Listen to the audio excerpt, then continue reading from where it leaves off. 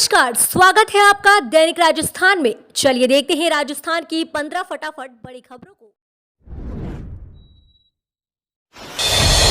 जल्द होने वाली है एआईसीसी सदस्यों और ब्लॉक अध्यक्षों की घोषणा। कांग्रेस में संगठनात्मक नियुक्तियों का काम शुरू होने वाला है।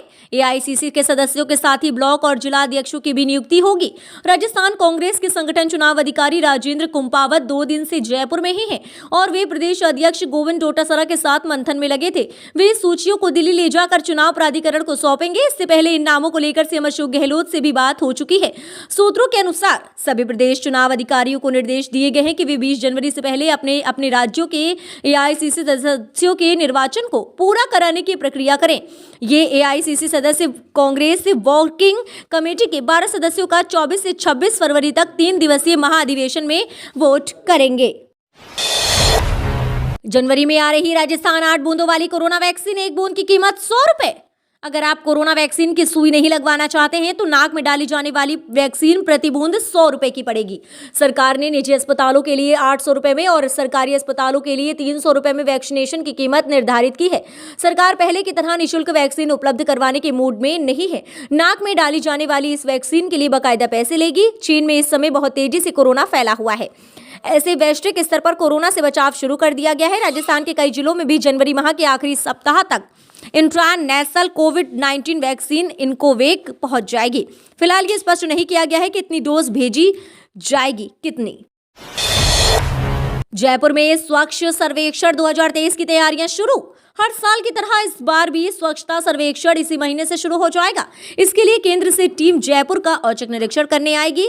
इस बार जयपुर टॉप 10 रैंक में शामिल हो, इसको लेकर दोनों ही नगर निगम प्रशासन तैयारियों में जुट गए हैं। नगर निगम हेरिटेज और ग्रेटर की ओर से शहर में विशेष सफाई अभियान भी शुरू कर दिया गया है। ग्रेटर की तरफ से अब खुले में कचरा फेंकने वाले शॉपकीपर्स और जनता पर कैरिंग चार्ज वसूली की कार्यवाही भी शुरू करेगा, जो 200 रुपए से लेकर 1000 रुपए तक होगा।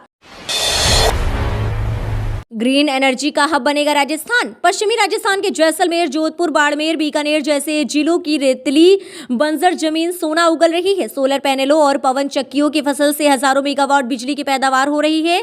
जहां कभी रेगिस्तान का और छोर दिखाई नहीं देता था, उन पर काले काले सोलर पैनल और सफेद सफेद पवन चक्कियां दिखती हैं।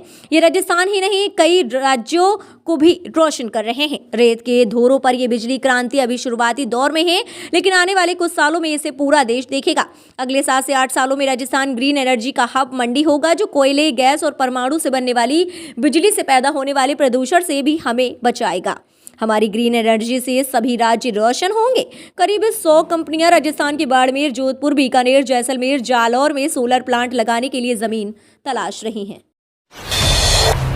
राजस्थान में बन सकते हैं 6 नए जिले। 23 जनवरी को बजट सत्र की घोषणा के साथ ही राजस्थान में नए जिले बनाए जाने की चर्चा ने फिर जोर पकड़ लिया है।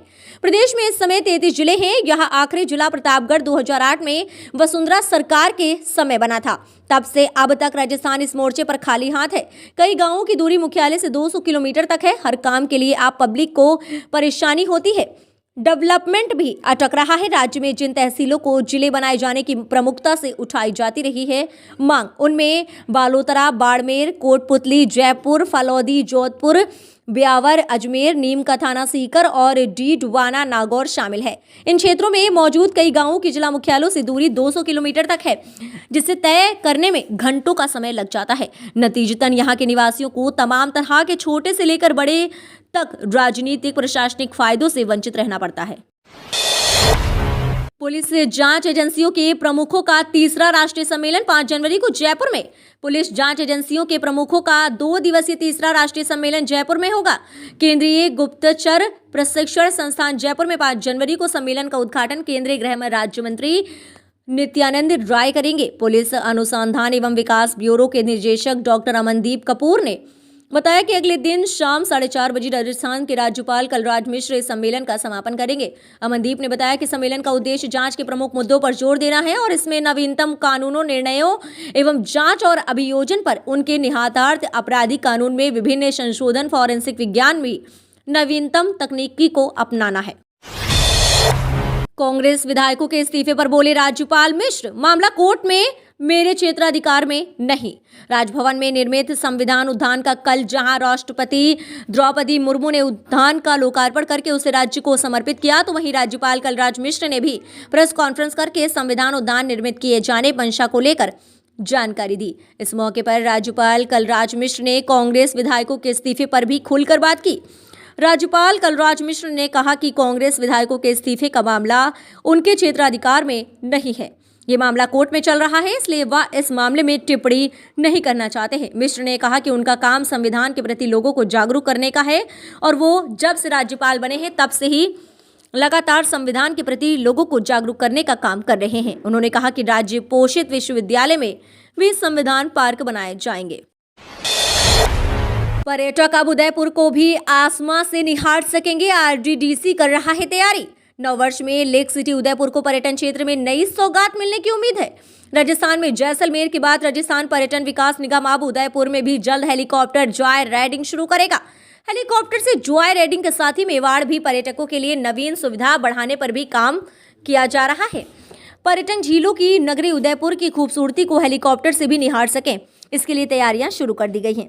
इससे उदयपुर के पर्यटन को और बूस्टर मिलने की उम्मीद है। आरटीडीसी के अनुसार उदयपुर और राजसमंद में हेलीकॉप्टर राइडिंग की अपार संभावना है। हेलीकॉप्टर राइडिंग से देशी और विदेशी पर्यटक उदयपुर के ऐतिहासिक स्थलों और झीलों का विहंगम दृश्य देखकर अभिभूत हो सकते हैं। 2-3 दिन जारी रहेगी कड़ाके की सर्दी और कोहरे का दौर।